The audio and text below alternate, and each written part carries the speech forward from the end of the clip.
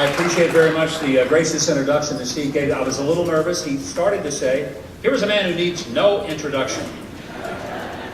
And the reason that scares me is because early in my political life, when I was first running for the U.S. Senate, went over to East Arkansas, where there hasn't been a Republican who has spent a night there in 100 years.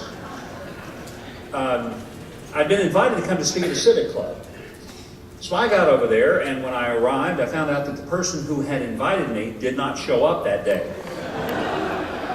That is not a good sign. And they were trying to find somebody who would introduce me to that civic club. And they kept passing around the opportunity that nobody wanted to take, and I don't know how they ended up, but some guy finally was assigned the duty, and he got up and his introduction was this. He said, ladies and gentlemen, I'm told that our speaker today is a man who needs no introduction. And I sure am glad, because I've never heard of this guy. I was getting just a little bit on the nervous side when Steve started there. And thanks to Steve for inviting me to be with you tonight. I had a really frightening thing. I don't know if this has ever happened to any of you, but I had a scary moment earlier this week. I lost my iPhone. Has that happened to anyone here? Have a smartphone and you can't find it? And you think of all the stuff that's on it. Your address book, emails, messages, text messages, all this stuff, voicemails, and I panicked. And then I thought, I'm okay. I called the NSA. They told me exactly where it was. And even better, they were able to restore all my emails and voice calls, everything. Boy, am I glad that's over with. Next week, I'm going to have an experience that I've never had before. It's going to be quite challenging. I'm going to be speaking and teaching at Harvard University. Now, I don't know what happened over there that they took that risk. But every time I think about my going next week to teach at the Institute of Politics at Harvard, I'm reminded of the census that was held back in 2010. And one of the census takers came upon a house way out in the country in the middle of nowhere. He was not sure anybody would even be home, and he knocked on the door. Kid came at the door, and the census taker said, hi, son, how are you? And it was obvious that the kid just, let's just put it this way. He seemed just a little bit on the wacky side. And so the man said, son, I'd like to ask if your father's here. The boy said, no, my father, he's not here. My father, he's in prison. I said, oh, well, son, I'm sorry. I didn't know that, of course. Could I see your mom? Could she come to the door? Could I talk to her?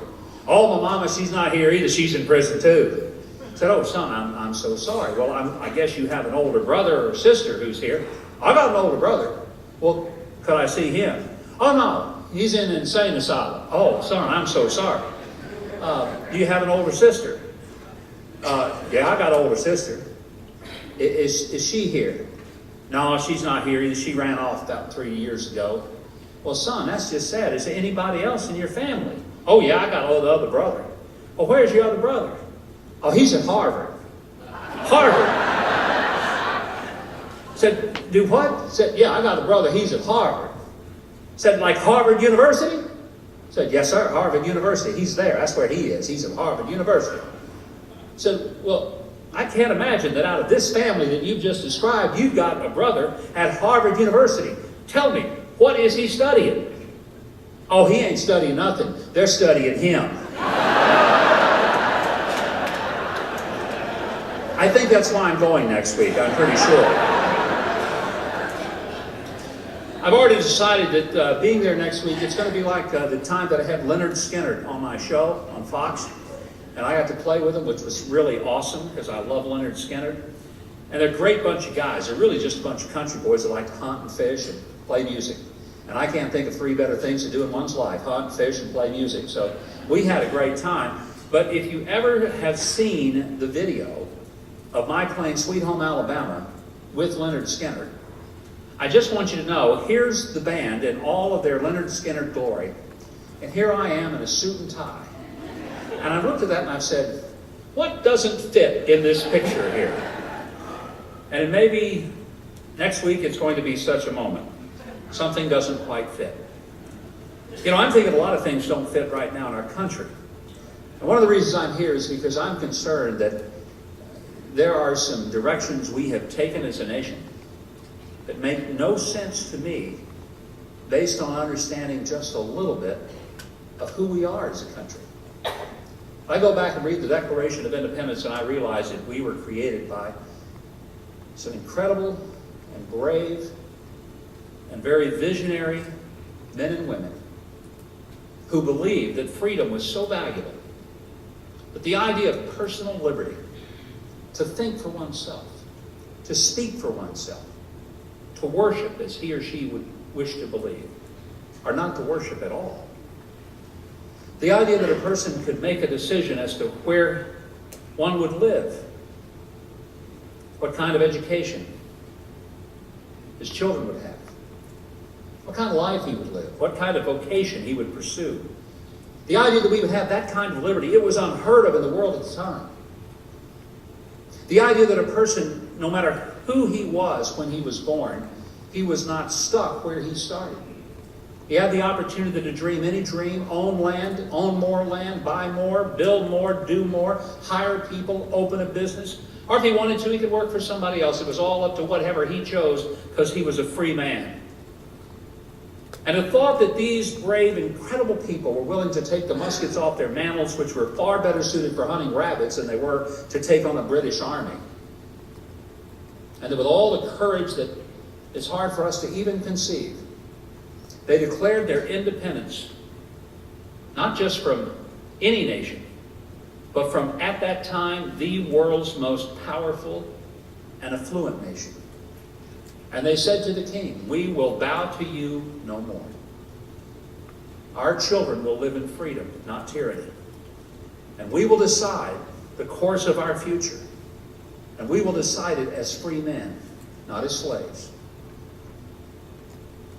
And I'm sure King George thought that this shouldn't take long to go over there and dust up this ridiculously foolish rebellion on the part of a handful of these so-called patriots who decided that somehow they were going to live apart from the mother country, they weren't going to pay taxes that they didn't feel like they owed, and that they were going to break away and try to create this new experiment in government. Who could have imagined that for a handful of ministers, shopkeepers, teachers, lawyers, architects, that a government could be created that would be unlike any that had ever existed before, that would truly empower every individual to live his or her full potential, and that would be based on the premise that all of us are created equal, and not just created equal by the government designating it that way, because any government that decides what we are can decide what we're not. But these were people who said we were created equal, endowed by our Creator with certain unalienable rights. Unapologetically, they believed that the only way this nation could be formed and could exist would be by the providential hand of an almighty God. They said that without shame or without fear. And who could have ever thought that less than 300 years later, here we would be, a nation that almost acts as if we are ashamed of what we started out to be. And I tell you, if we come to the place where we are ashamed of the history of God in this nation, then surely God has every right to be ashamed of us and take his hand off this great nation and leave us to ourselves. America is ultimately not going to be in trouble because its tax rates get too high, although that's a good way to kill our economy. America's not going to ultimately be in trouble because somehow we have people who get into government and they're corrupt, though that certainly does not help for a process of government that we can have confidence in. But America's biggest trouble is that we would become a nation that turns our back on the very God without whom we would not exist and would never have survived through the 200 plus years of our nation's history. And if we in this room and across this great land do not remind America of who we are, where we've come from, then we will not have the most pleasant future. Because those of us who forget where we've come from will have no idea where we're going.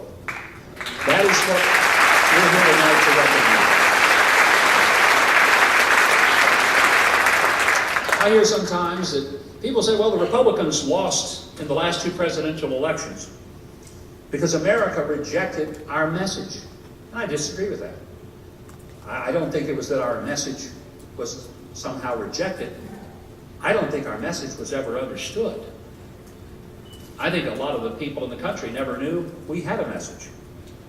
We didn't present it in a way that made sense to them, that gave them an understanding of what it means to live as free and unshackled people. When Ralph told that story a moment ago about the man from Cuba who risked his life and ended up losing his limbs because he wanted to breathe free air, I sat there and something inside me churned, and I thought, like Ralph said, I would to God that every young person in America could grow up understanding what it means to live in freedom. Unfortunately, many don't. And because we sometimes don't remember what it is to be free, we could lose it. I want to ask you something. You ever look around our culture, watch a television show, a movie, read the front page of the paper, and you look at what's happening in our world, and you just say, am I all by myself in believing what I believe? Look, I understand that feeling. It's easy sometimes to feel isolated and alone. I looked through the Bible and I realized there were a lot of people in the Bible. Whether they really were alone or not, they felt like they were. Right now, Hollywood is buzzing about Russell Crowe's movie, Noah. And no, I haven't seen it. I'll go see Peabody and Sherman before I'll see Noah, probably. Because I actually grew up loving Peabody and Sherman. Those of you under the age of 40 are saying, who's Peabody and Sherman? Noah was alone. Noah faced the scorn of his neighbors. I'm not talking about the movie version. I'm talking about the real one. When God spoke to him and told him, Noah, I've had it up to here, and I'm going to wipe the whole earth out. And I'm going to give you a chance, you and your family, to gather up 2 of all the animals, and we're going to start over. And I'm going to let you and your family get an opportunity to get on an ark that you're going to build, and it's going to rain like crazy. By the way, there'd never been rain before, only dew. And Noah probably said, and what's rain? Well, fast forward to the movie Forrest Gump. And remember that scene when the storm came and Forrest Gump said, and God showed up. Well, let's just put it this way. When that ark got built, God showed up. And rain came. And Noah was alone. And he faced the scorn and the ridicule of all those around him. But because he believed God, he survived. There was Elijah, who went to Mount Carmel. There was a great battle on Mount Carmel. It was a battle of the minds and the spirits. 850 prophets of Baal. They were going to bring down fire from heaven to prove that Baal was God. Elijah said, take your best shot. Fine. I'll wait until you're finished, and then I'll call upon my God.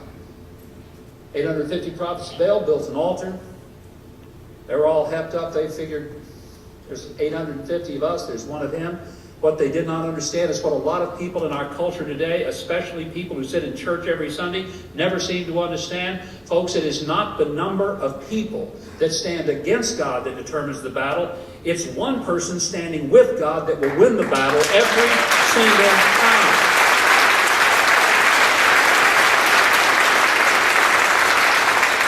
And Elijah didn't just get satisfied to build the altar. Because after about 8 hours of the prophets of Baal trying to call fire down from heaven to the point that they were exhausting themselves, even cutting themselves with stones, doing everything they could to try to get the attention of a God that didn't exist, and they finally gave up, and Elijah was taunting them, and he said, much in the same way Charlie Daniels would say, let me show you how it's done, son. Y'all do know who Charlie Daniels is. I just want to make sure. So Elijah calls for fire from heaven, and the Bible says that the fire falls, and not only does the fire fall and consume the sacrifice, but the altar as well. And Elijah, just to make it fair, had dug trenches around the altar and had it filled with water, and the sacrifice drenched in water, so that it would be even more challenging, more obvious that if something were to take that altar apart, it would definitely be fire from heaven. Only God could do that.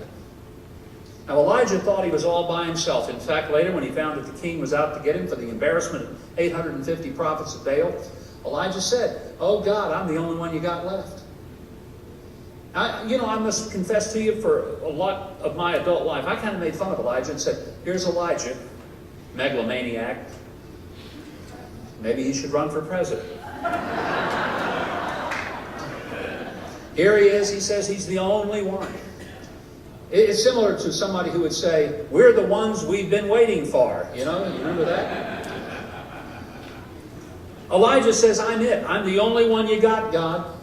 God could have rebuked him and said, no, I got a bunch of them. But he didn't. He put him to sleep, gave him some food, woke him up, fed him again, got him nourished. And then he told him, you're not the only one. I got hundreds. And I used to make fun of Elijah for having been such an arrogant, prideful person to think he was the last one standing. Then it occurred to me, I was wrong. Because you see, here's the deal. Elijah thought he was the only one. And he still stood. You know, the tragedy today is that a lot of us, we know we're not the only one, but we're the first to run and hide. Because when the heat's on, we look for an exit out of the kitchen.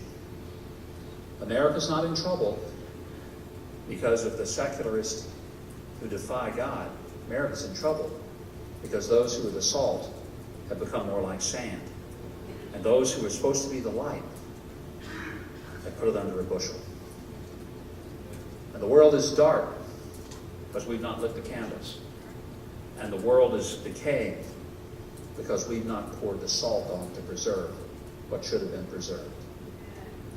The fact is, Abraham was alone. Abraham was alone when he took Isaac to the altar. I'm sure he could love to have looked around and said, hey, I got about 20 other guys. All of us are members of Promise Keepers, and we're all up here on top of Mount Moriah, where we're going to comfortably, and at least in some level of collegiality, make this incredible sacrifice of our sons. But there was no one with whom to share that moment. He had to stand there alone with the knife over his son and be willing to take the life of Isaac. Thank God, God stopped his arm. He didn't have to carry it out. But the fact is, standing alone, he was willing to. Are we willing to stand alone? Daniel stood alone. John the Baptist stood alone. See, I have a concern that one of the reasons that we lose battles we should win is because we wait to see whether or not a crowd is going to be with us. My question to you tonight, it's nice to see a nice full crowd of folks here in this wonderful Point of Grace church, but I just wonder, if you were the only one who showed up tonight, would you still be ready to take on the cause? The fact is, we don't like to do things by ourselves. We really don't. Guys like to go fishing with other men. They like to go hunting with other men. Women like to go to the restroom with other women. I don't get that. I can tell you this much.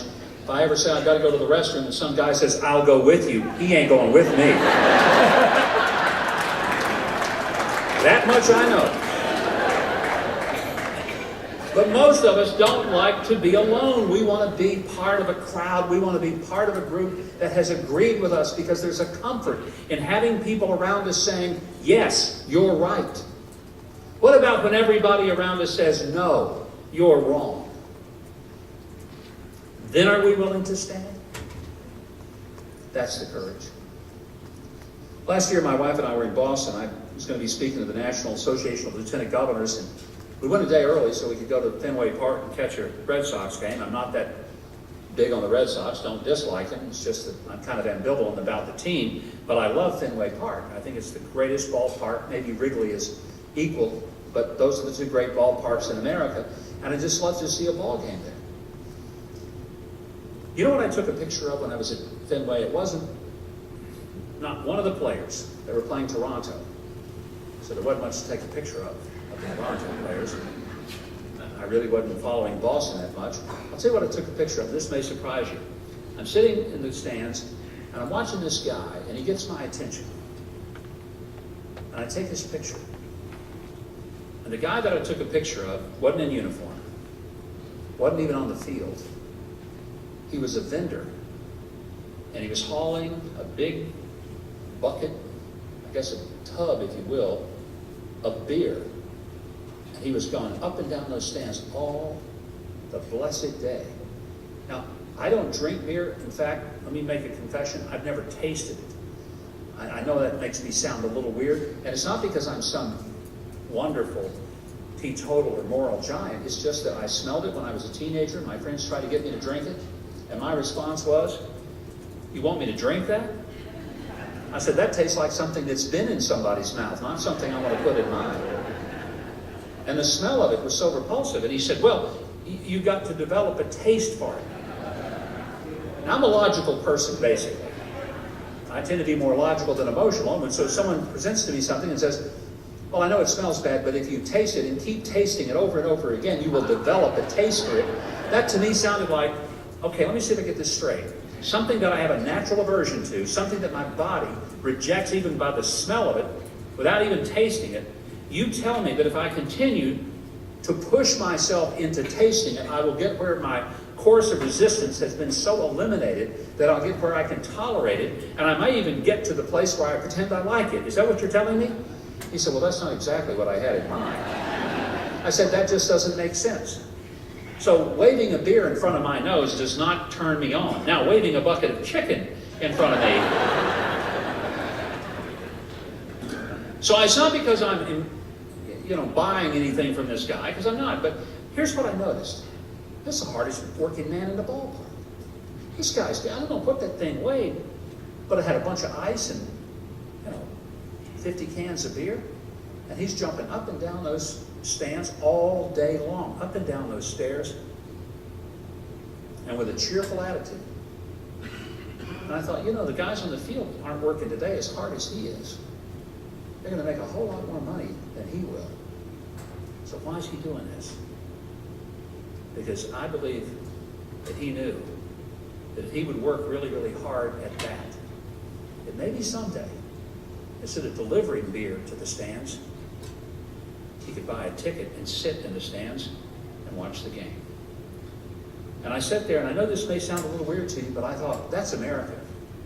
America is not where we say, "I want to start at the seat behind home plate." It's where we say, if it's necessary, I will run up and down these stands with the heaviest load on my back, and I'll vend beer until the point comes in which I have enough money that I can do what I want to with it. Folks, America was not made great when the government gave people things. It's been made great when people took advantage of an opportunity to work really, really hard and one day be able to have the things they wanted because they earned it. When America gets back to that, we'll save this country economically.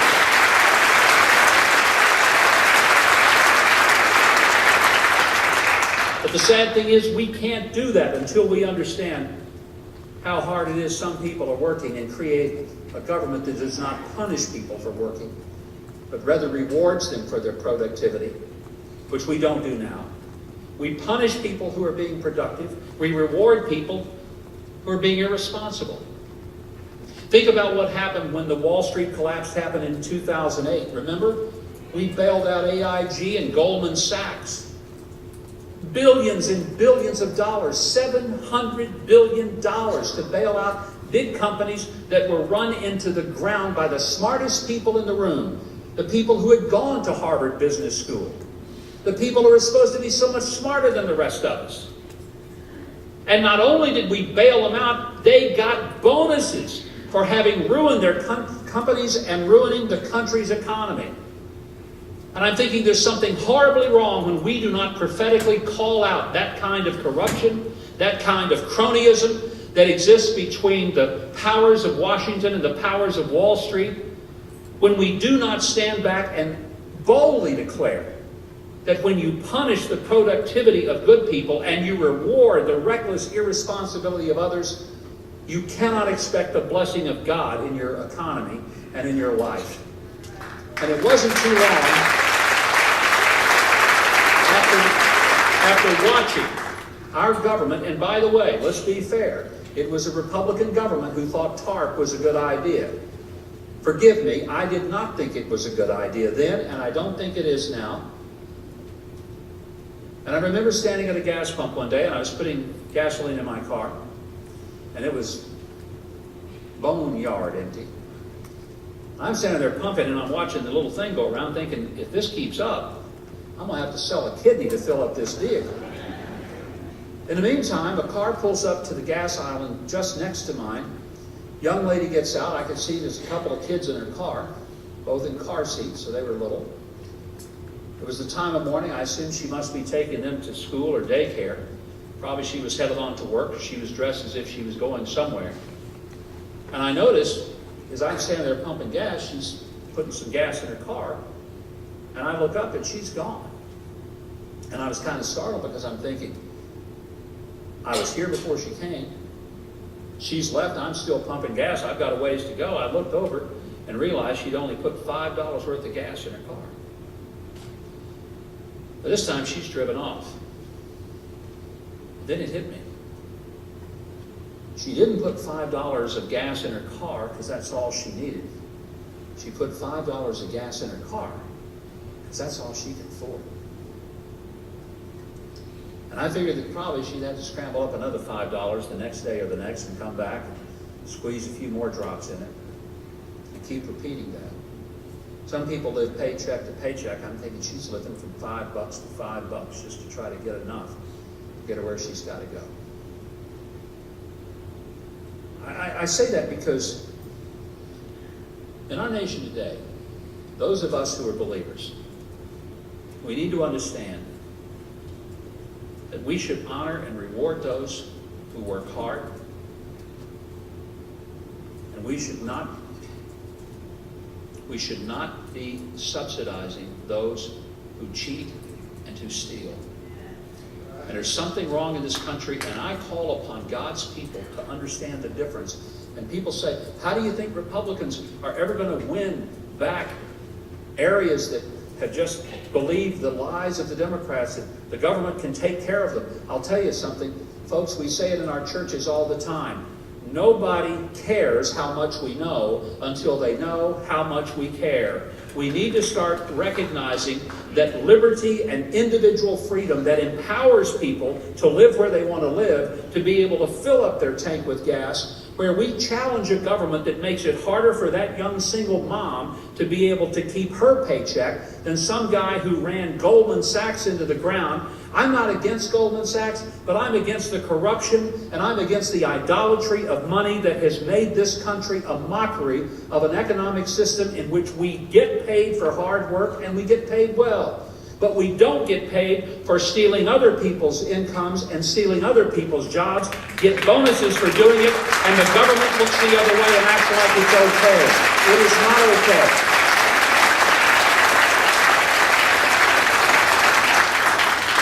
In this world today, we stand alone in our culture, alienated in many cases, because we have a view of marriage that holds back to the traditions that go all the way back to the garden.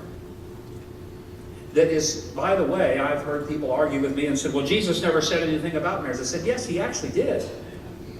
A man shall leave his father and mother, and a woman shall leave her home, and the two shall become one flesh. That's a marriage ceremony if I've ever heard one. Look, I'm not against anybody. I'm really not. I'm not a hater. I'm not homophobic. I honestly don't care what people do personally in their individual lives, but I tell you, the reason when people say, well, why don't you just kind of get on the right side of history? I said, you got to understand, this for me is not about the right side or the wrong side of history. This is the right side of the Bible. And unless God rewrites it, edits it, sends it down with his signature on it, it's not my book to change. Folks, that's why I stand where I stand. I cannot imagine that I would ever think that those kids are expendable. That somehow that they're going to be so expensive that we just need to go ahead and treat them as disposables and get rid of them now before they really get expensive when they turn teenagers. Or when they get so obnoxious as teenagers that we have to get that bumper strip on the car that says, hire a teenager while he still knows everything. I tell people, let me make it very clear to you. I am not pro-life because I got into politics and thought that was a winning message. I got into politics because I'm pro-life, and I believe that if we're not standing with the idea of the equality of every human being and the worth and intrinsic value of every human being, I don't know that I can expect God to stand with us. It really does get that simple for me.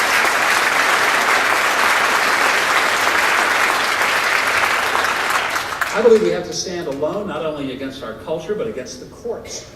Let me say something, and I want to express my deep appreciation to the people of Iowa.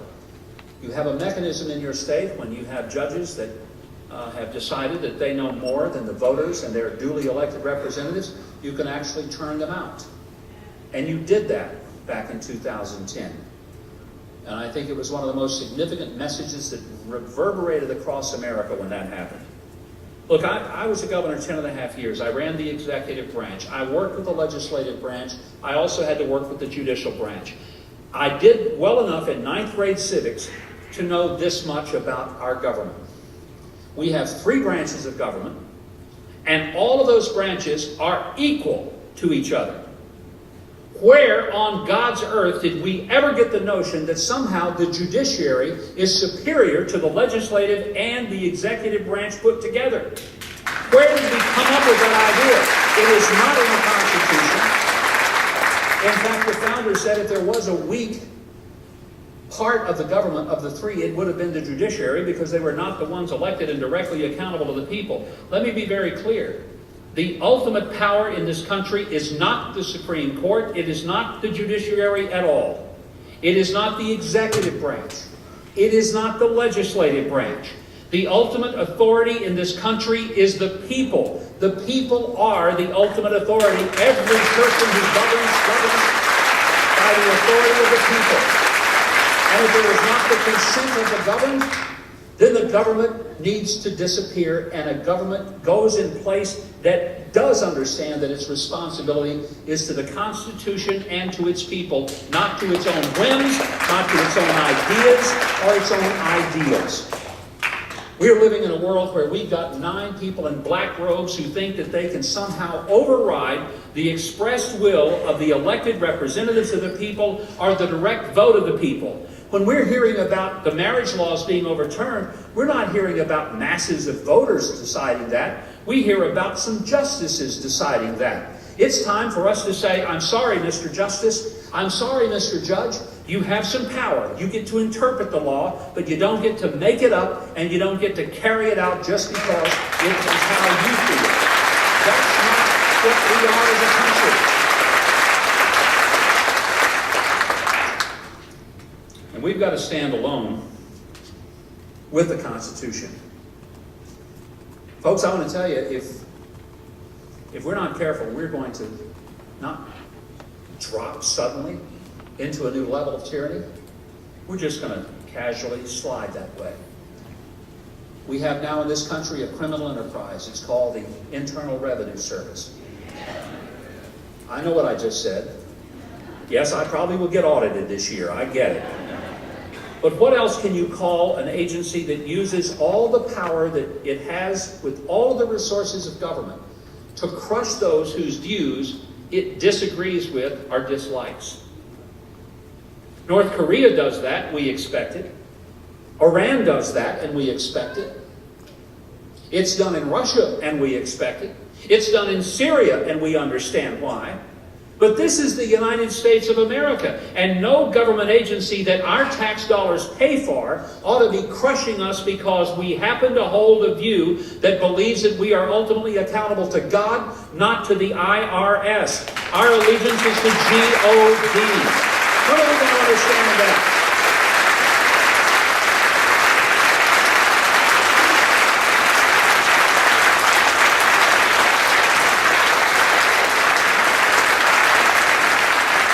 We have when we have the NSA snooping in our private lives, when we have the TSA taking their hands and putting them all around us so that we somehow won't get on an airplane and blow it up. And I don't fault the TSA agents. They're doing what they're told to do. I fault the government that somehow believes that it has a right to tell those agents that they can do that. My friend, when did we ever come to the place where we're willing to stand in a little box and get electronically strip search, putting our hands up in the surrender position as if we've just been arrested without due cause, probable cause, and without a warrant for our arrest? Look, I'm not trying to be some wacko way out there. I'm talking about the basic, most fundamental rights we have as an American citizen. And while those rights are being stripped from us by the IRS, the NSA, and the TSA, I want you to think about the fact that in New Mexico, you've got a photographer who refused to take photos of a same-sex wedding. And this week, the extreme court decided it would not hear that case, which basically says that if you are a Christian believer and you just do not feel that it is in your artistic interest or within your artistic capacity to do photos of a same-sex wedding, then the government will force you to do it. Okay? Let me ask this government a question.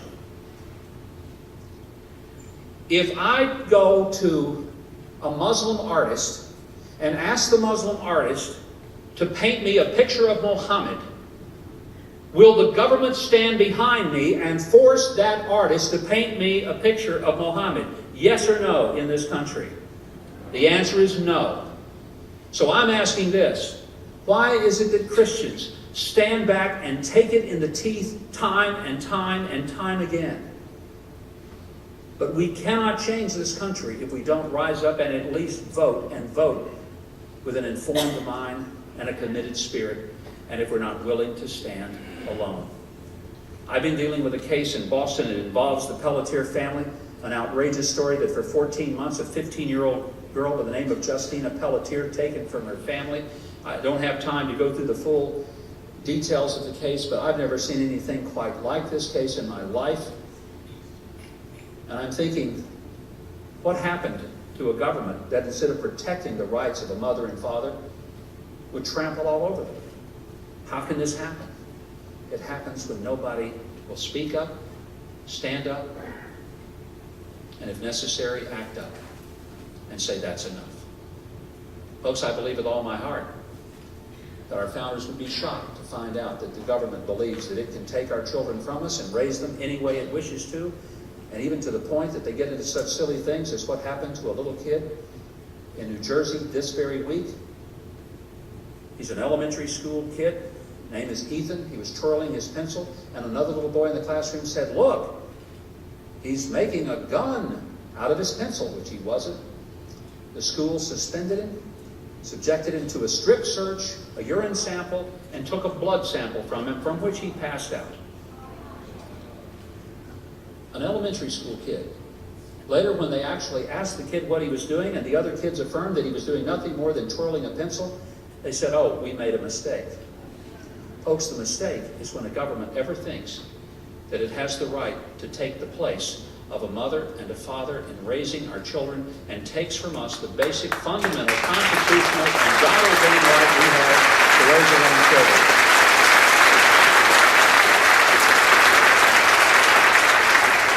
Now, lest you become so discouraged by what I've said tonight, I want to say to you that it's not all over just yet. If you think I'm pessimistic, you're wrong. I'm not. I'm rather optimistic. Because I think sometimes when things get really, really dark, that's when the light really, really makes a difference. And folks, things are pretty dark. And if we'll turn the lights on, which God has uniquely called us to do, it'll make a difference in the darkness. And I don't know if you've taken the time to go all the way to the end of the book and read it, but let me let you in on a little secret. I went ahead and read the end, and we win at the end.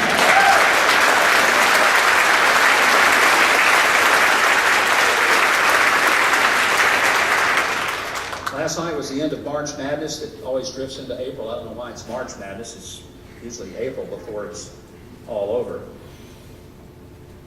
And there was a time when the Arkansas Razorbacks actually mattered in the NCAA tournament. I was a very young man when that was going on. But back in those days, in the early to mid-90s, when we actually won the national championship, that season leading up to it, I mean, it was hog fever in Arkansas. Now, you didn't have 15 different versions of ESPN and all the stations. You had about 6 stations, and only one could carry a basketball game. And within the SEC, you couldn't have but more than one game telecast a night in the entire conference, which meant you didn't see many, except you could do them on a tape delay basis. You couldn't do them live, but you could tape them and play them back. So the local ABC affiliate would tape the games, and then at the end of the newscast at 10:30, it would run the game in its entirety. Now, they did something they would always say during the sportscast: if you want to watch the game as if it is live and not know the outcome, turn the volume on your television down for the next 10 seconds. We will verbally tell you who won the game, but for those of you who don't want to know, just turn the volume down, and then the game will come on and you can watch it without knowing. I always wondered, was there anybody out there stupid enough to turn the volume down? Not me, bozo. I want to turn the volume up. Who won? See, I wanted to know, because if the Razorbacks did win, I'd pop some popcorn, I'd pour up a big Diet Pepsi, I'd put my feet up, and I didn't mind staying up to 1:30 in the morning to watch a ball game, because you know what? I knew it was going to be a great game. Now, if I found out that we lost, I went to bed. I'm not staying up to 1:32 in the morning and then not sleeping for the rest of the night thinking, how come they didn't hit that shot? If they lose, I'm done with it. But if they win, I'm telling you, it was awesome. Because I'd sit there and I'd watch them. If the Razorbacks got behind by 12 points, and it's only 1 minute and 16 seconds left, I look around and say, hey, y'all, don't y'all worry. They coming back, man. They coming back. We gonna win this thing. See, it had already been played. It had already been played. I was just watching the playback. And the outcome had already been established. You know why a lot of Christians are discouraged? And they're ready to quit and give up? And they aren't willing to stand alone? Because they haven't read the back of the book and they've forgotten something. Folks, this thing's already been played out. Victory's already been secured. All we have to do is just hang on and wait for the conclusion. Because when it's all said and done and the dust is settled and the buzzer goes off, it doesn't matter how bad it looks late in the second half. Whether in this world or not, we do win. Never forget that. Thank you, and God bless you. Great to be with you.